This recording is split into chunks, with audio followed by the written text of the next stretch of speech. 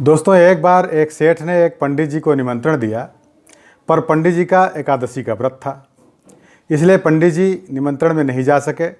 पर पंडित जी ने अपने 2 शिष्यों को सेठ के यहाँ भोजन के लिए भेज दिया। पर जब दोनों शिष्य वापस लौटे तो उनमें से एक शिष्य दुखी और दूसरा प्रसन्न था। यह देखकर पंडित जी को बड़ा आश्चर्य हुआ और पूछा, बेटा क्यों दुखी हो? क्या सेठ ने भोजन में कोई अंतर कर दिया? नहीं गुरुजी, शिष्य ने कहा कि अंत को भोजन में कोई अंतर नहीं किया। तो क्या सेठ ने आसन में अंतर कर दिया? नहीं गुरुजी। तो क्या सेठ ने दक्षिणा में अंतर कर दिया? नहीं गुरुजी।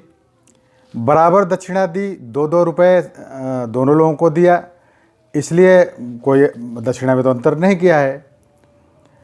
अब तो गुरुजी को और भी आश्चर्य हुआ और पूछा, फिर क्या कारण है जो तुम दुखी हो? तब दुखी चेला बोला, गुरुजी, मैं तो सोचता था कि सेठ बहुत बड़ा आदमी है, कम से कम 10 रुपये दक्षिणा देगा, पर उसने 2 ही रुपये दिए, इसलिए मैं दुखी हूँ। अब दूसरे शिष्य से पूछा कि तुम बताओ, तुम क्यों प्रसन्न हो इतना?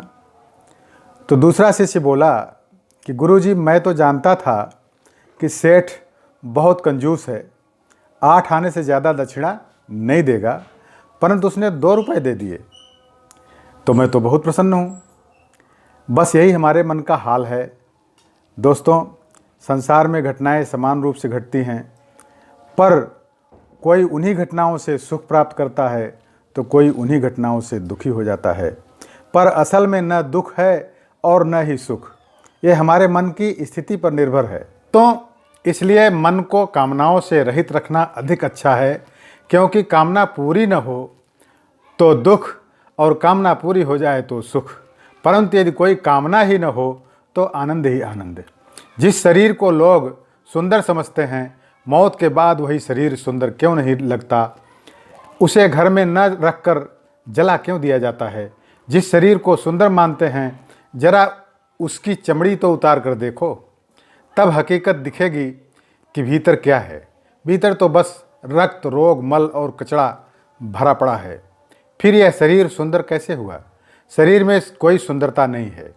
सुंदर होते हैं व्यक्ति के कर्म, उसके विचार, उसकी वाणी, उसका व्यवहार, उसके संस्कार और उसका चरित्र।